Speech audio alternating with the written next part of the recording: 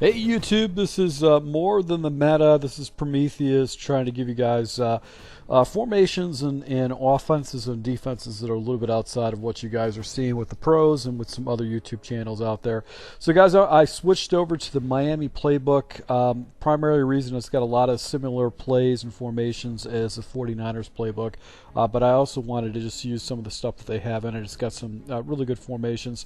I'm going to be using the single back a close off formation, and I've got a couple of money plays. I'll be featured some of the stuff. I actually built out a 4-formation scheme. You're going to see this firsthand in this gameplay with me using this against this opponent. This guy's actually really good. He was a quick snapper. He liked to run a lot of plays, base plays, a lot of stock plays. He made some smart adjustments. And he actually identified weaknesses in the defense fairly quick and made good decisions. So this guy definitely had me on my toes while I was playing him.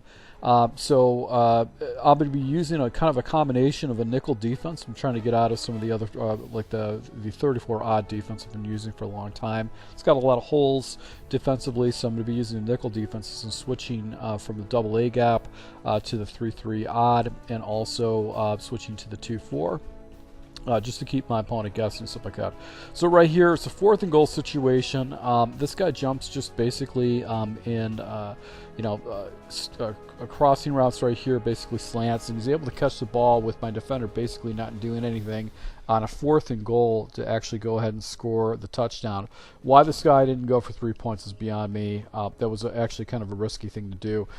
So I'm going to be using this single back close formation.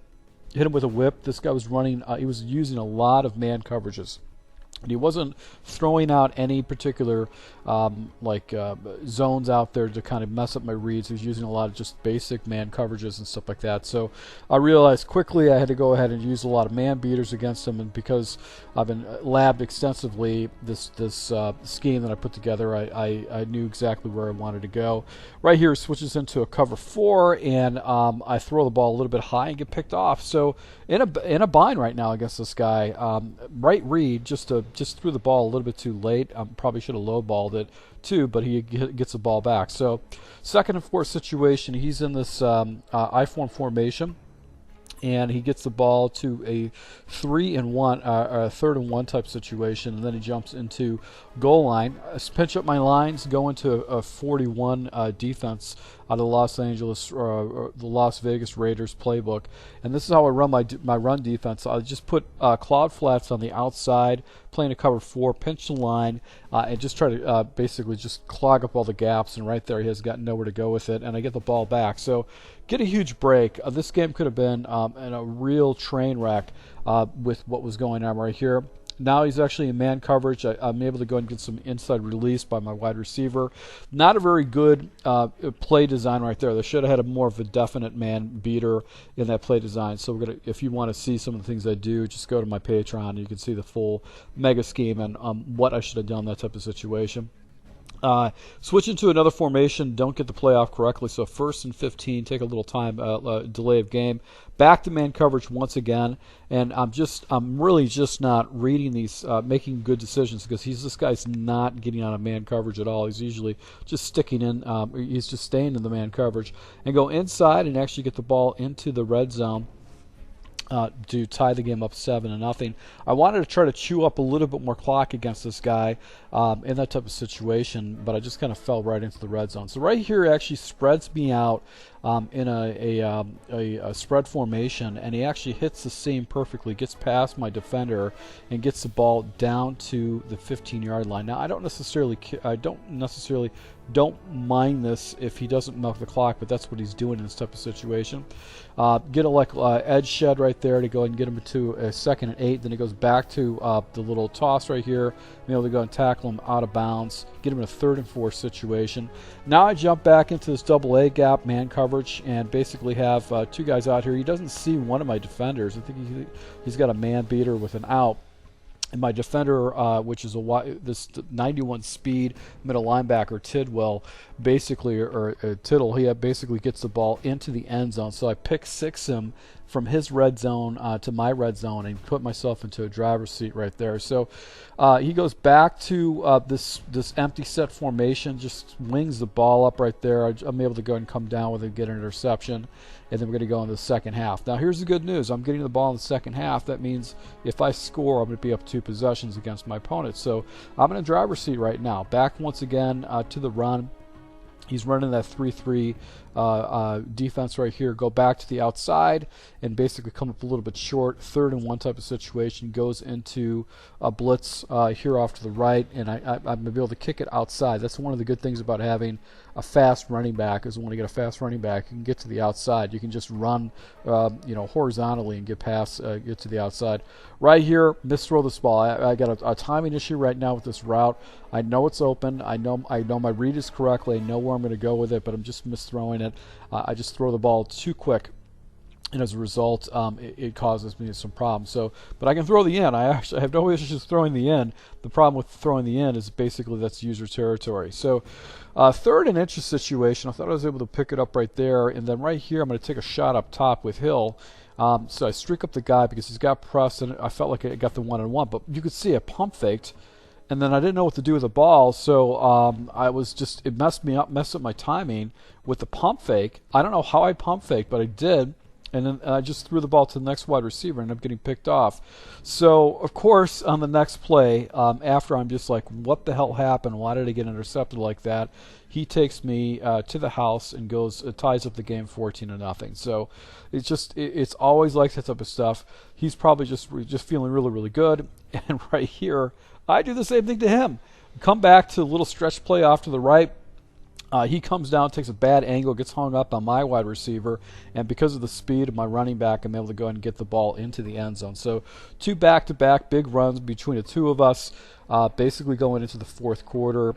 What I respect about this guy is this guy wasn't a one-dimensional offense. He ran the ball, he passed the ball.